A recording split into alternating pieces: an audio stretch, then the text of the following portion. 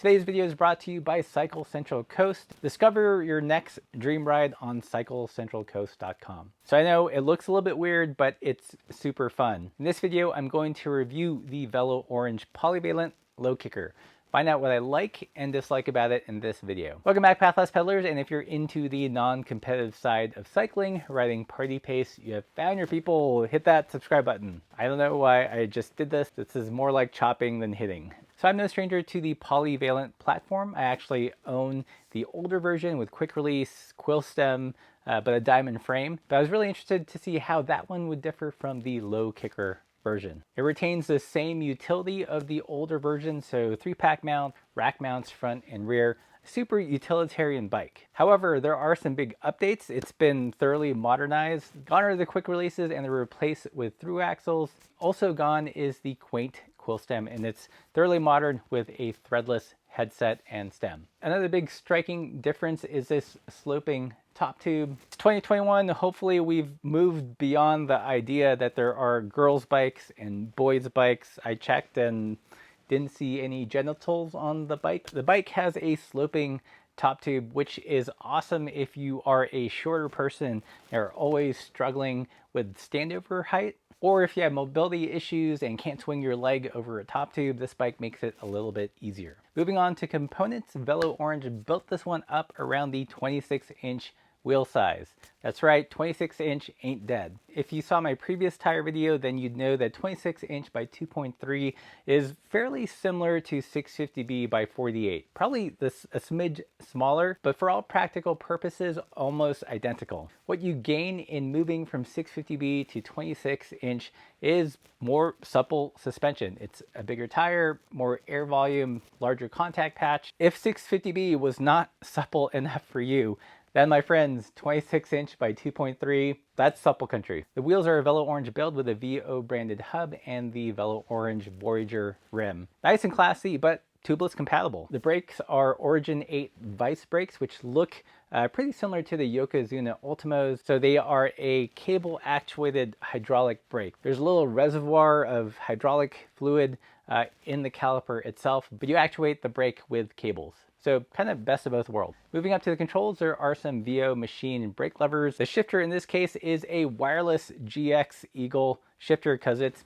just baller like that. All that is mounted to the crazy bars with this fun party pace theme tape and really squishy grip. I did a whole separate video on the crazy bars, so definitely check that out over here, I think. The front end is finished off with this cool hammered stem cap as well as some brass spacers. Moving on to the drivetrain, it is 1x. The crank is an Apex crankset with 42 tooths. Rear derailleur is SRAM GX Eagle in 12 speeds and massive gear range, I think at 10 to 50. And it's finished off with a black Velo-Orange seat post. And I put on this saddle, it is the Specialized Power Comp.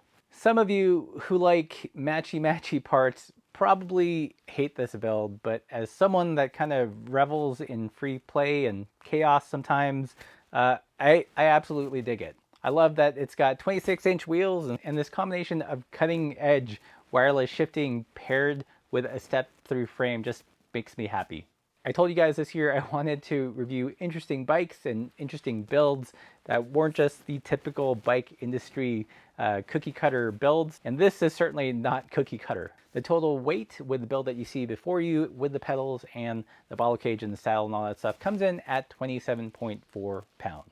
Not the lightest bike on the block, but it makes up for it in some swagger. Before I talk to you about how this bike rides, let me tell you about today's sponsor, CycleCentralCoast.com. Cycle Central Coast is the ultimate guide to one of our favorite places to ride, California's Central Coast, spanning San Simeon to Avila Beach. CycleCentralCoast.com has both paved and gravel routes from epic all-day leg busters to more casual day rides. It also has resources on places to stay so you can plan that ultimate cycling holiday. The Central Coast is also host to Eroica, California, an event ride that takes you through some absolutely stunning scenery. My friends, this is a place your bike dreams about. So to learn more, visit CycleCentralCoast.com, follow them on Instagram, and if you want to see their recommended routes, they actually have a Strava club, so join them on Strava as well. How does it ride? For me, with the longer chainstay at 435, it just has that kind of smooth all-rounder feel in the rear. Not jumpy, not the fastest bike off the block, leaning slightly more towards the touring bike realm, but still no slouch. The front of the bike has a pretty low trail at 40, so really nimble. Took some time to adjust to coming off of the Bambora and my Thai bike, which tend to be on the higher trail side. And by that, I mean it was just really responsive, quick to steer, and it took me a while to adjust. But after that adjustment period, it wasn't a big deal. Riding on flat gravel terrain was no problem. The big tires provided lots of suspension and float. Crossing over the rocky or grassy middle of double track wasn't an issue with this bike.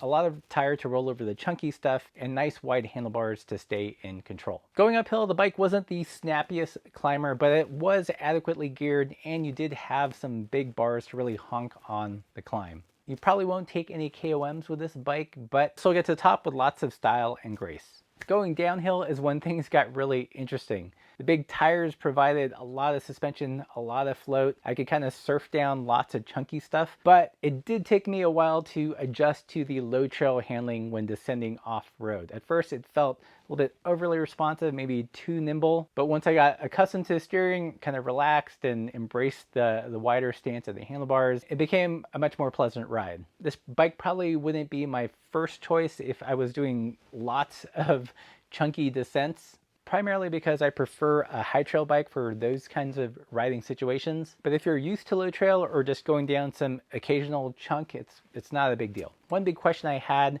when reviewing this bike was how different would it feel from my older Polyvalent? And to me, it was kind of interesting because I feel like this bike definitely has more suspension in the tire. However, I do notice more flex in the quill stem on my older Polyvalent. So I found that kind of interesting. One provided lots of noticeable suppleness in the tire, and on the older Polyvalent, in addition to the tire, I would get that suppleness from the quill stem. One interesting quirk, however, is I found it a little bit easier to ride no-handed in my older diamond frame than with this low kicker design. I'm not exactly sure what's going on. I don't know if a top tube just better triangulates the frame, but it did take me considerably longer to be able to ride no-handed on this bike. Overall, I really enjoyed this eccentric build. I love the mix of old school with the 26-inch, with new school and the electronic shifting and the crazy bars. I think this bike, just like the older Polyvalent, is a good kind of jack of all trades. It would make a great commuter. As a touring bike, I would probably stick mostly to roads, either paved or unpaved of some sort. I personally like a higher trail bike when I'm going on chonkier terrain or more trails, but for any road kind of riding, I think this bike would serve you well. I tested the size small because I have a size small diamond Polyvalent, but in retrospect, I could have sized up to the medium because I wouldn't have any standover issues. I could reduce the number of spacers and also shorten that stem a little bit. So that is one of the true advantages of a low kicker frame. If you have body proportions like mine, let's say you have shorter legs than for your height, and you often find yourself sizing down to get the standover, but at the same time having to put more spacers because you don't have the stack, then the bike like the low kicker would work because you could size up if you're between sizes, reduce the number of spacers, and not worry about standover. So overall, a fun and nimble and kind of dirt capable bike. But that's what I think. What do you guys think? Let me know in the comments below. If you have any other questions about the Velo-Orange Polyvalent Low Kicker, leave those in the comments below. I'll be sure to answer them. And if you like this video, don't forget to subscribe and visit the sponsor at cyclecentralcoast.com. And as always, keep the supple side down.